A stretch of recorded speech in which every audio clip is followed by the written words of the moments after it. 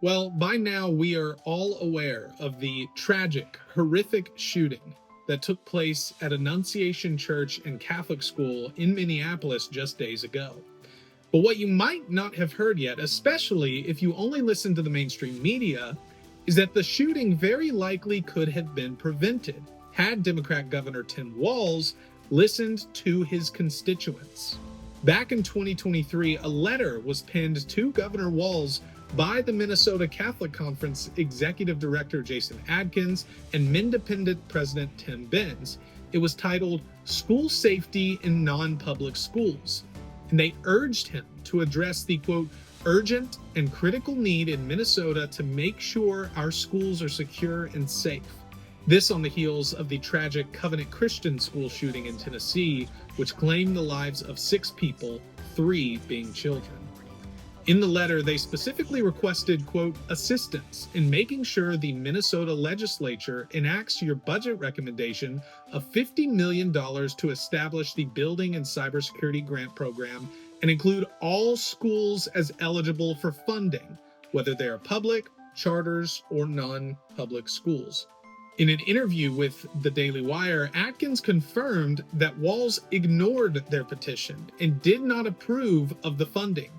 He also pointed out that the state posted a whopping $18 billion surplus in 2023 and 2024. So the request, quite literally, was a drop in the bucket compared to that. And to add insult to injury, not 2 weeks later, Walz signed the so-called Trans Refuge Bill into law, an order which protected people's ability to seek transgender surgeries and cross-sex hormones.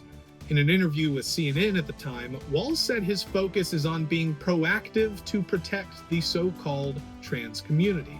Trans community is as terrified as they've ever been. We've seen attacks across the nation, even here in Minnesota, and we're now saying we have to be much more proactive. We have to be much more aggressive about making sure that folks are protected. So yes to protecting trans people, but no to protecting Christians, Christian children, from trans people like Robin Westman.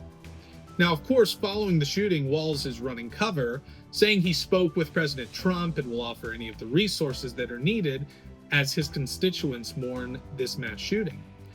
The problem is he's several years and several lives too late.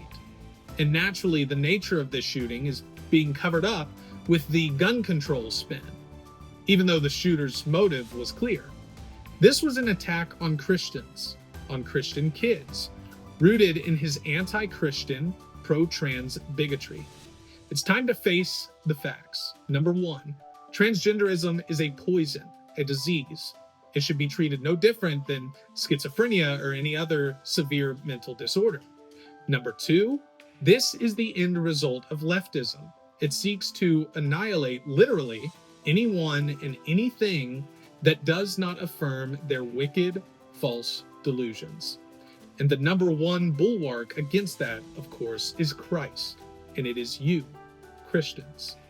Reporting for Real Life Network, I'm Addison Smith.